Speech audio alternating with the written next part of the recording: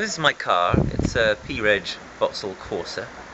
I use it for things like carrying heavy shopping around, the odd spin to the seaside.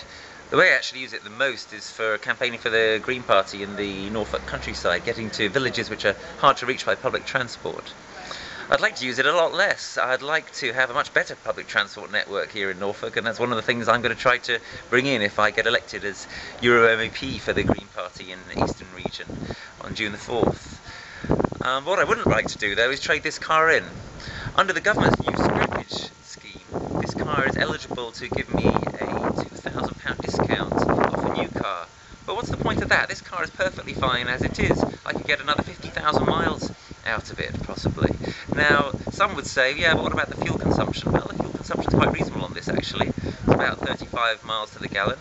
Maybe I could get slightly more if I had a new car with better performance, but think of the downsides of that. Think of the fact, for example, that if we had that new car and we were scrapping this old one, the enormous amount of energy that would take, the enormous amount of money it would take also to produce the new car. Also, isn't it the case that given that it would be a new car, it would be costing me money that frankly I don't have? I think this scrappage scheme would only really benefit people who are already more or less well enough off to buy a new car. How would it benefit those on lower incomes?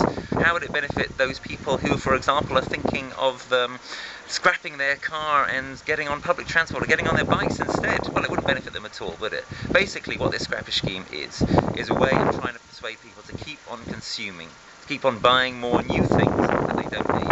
I say, scrap the scrappage scheme.